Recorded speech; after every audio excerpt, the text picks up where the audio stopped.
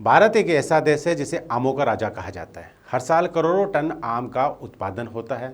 Alphonso, Dasheri, लंगड़ा, केसर, चौसा, तोतापुरी जैसे भारतीय आमों की मिठास और स्वाद की चर्चा सिर्फ भारत में ही नहीं बल्कि दुनिया के कई देशों में होती रही है। नमस्कार, मेरा नाम विक्रम है और आप देख रहे हैं लोकमत राजस्थान। एक समय था जब विदेशी बाजारों में भारतीय आमों का इंतजार किया जाता था। लोग सीजन शुरू होने का इंतजार करते थे ताकि भारत से आम पहुंच सके। लेकिन अब एक ऐसी खबर सामने आई है जिससे किसानों, निर्यातकों और आम प्रेमियों को चिंता में डाल दिया है। जापान के बाद अब नेपाल ने भी भारतीय आमों के आयात पर रोक लगा दी है। सवाल ये है कि जिस भारतीय आम की दुनिया तारीफ करती थी, आखिर उस आम पर रोक क्यों लगा दी गई?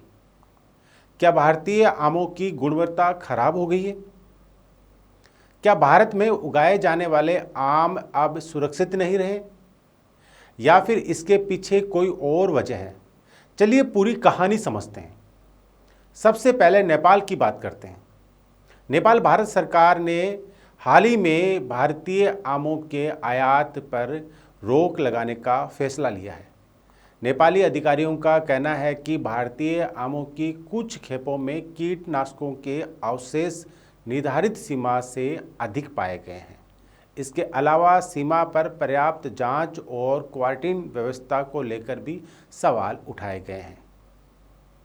नेपाल का कहना है कि उपभोक्ताओं की सुरक्षा को देखते हुए ये कदम उठाया गया है।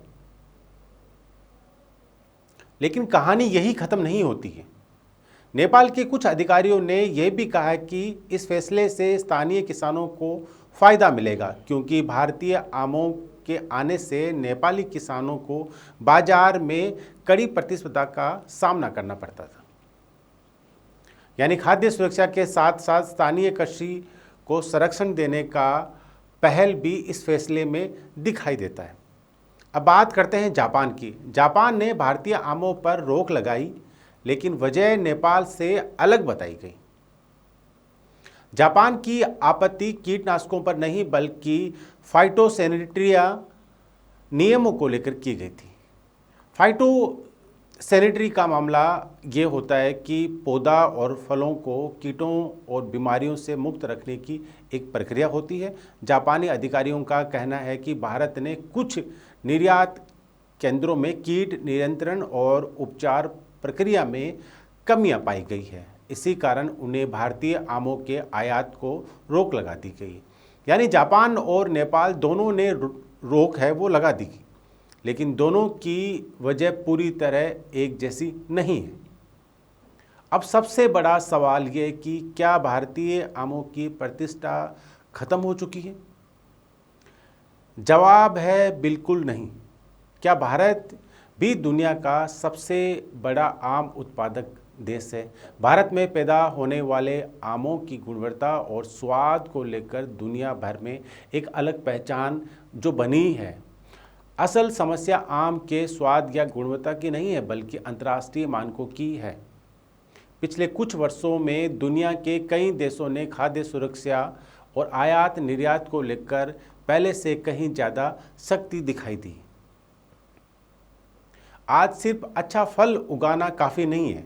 खेतों में इस्तेमाल होने वाले रसायन, पैकिंग प्रक्रिया, भंडारण, परिवहन, कीट नियंत्रण और निर्यात दस्तावेज, हर चीज़ों की जांच होती है। यदि किसी एक स्तर पर भी नियमों का पालन नहीं होता है तो पूरी खेप को रोक दिया जाता है। यही कारण है कि कई बार दुनिया के सबसे अच्छे उत्पादक भी तकनीकी कारणों से प्रतिबंध का सामना करना पड़ता है। इस मामले का असर भारत के किसानों और निर्यातकों पर भी पड़ा है। नेपाल भारत के लिए एक महत्वपूर्ण पड़ोसी बाजार है, जबकि जापान जैसे विकसित देश में भारत आमों की मौजूदगी भारत की वैश्विक पहचान को मजबूत करती है। ऐसे में विशेषज्ञों का कहना है कि भारत को अपनी गुणवत्ता जांच प्रणाली, निर्यात प्रक्रियाओं और खाद्य सुरक्षा मानकों को मजबूत करना होगा ताकि भविष्य में ऐसे प्रतिबंधों से बचा जा सके। हालांकि अभी भी दुनिया के अनेक देशों में भारतीय आमों की मांग बनी हुई है और भारतीय आम अपनी मिठास और गुणवत्ता के लिए जाने जाते हैं। लेकिन ये घटना एक संदेश जरूर देती है कि वैश्विक बाजार में केवल स्वाद ही नहीं बल्कि अंतर्राष्ट्रीय नियमों का पालन भी उतना ही जरूरी है। तो आपका क्या मानना है? क्या ये सिर्फ एक खाद्य सुरक्षा और गुणवत्ता मानकों का मामला है या फिर स्थानीय किसानों को बचाने और बाजार संरक्षण की नीति में इसमें भूमिका निभाई जा रही है? अपनी राय कमेंट करके ज़रूर बताइए।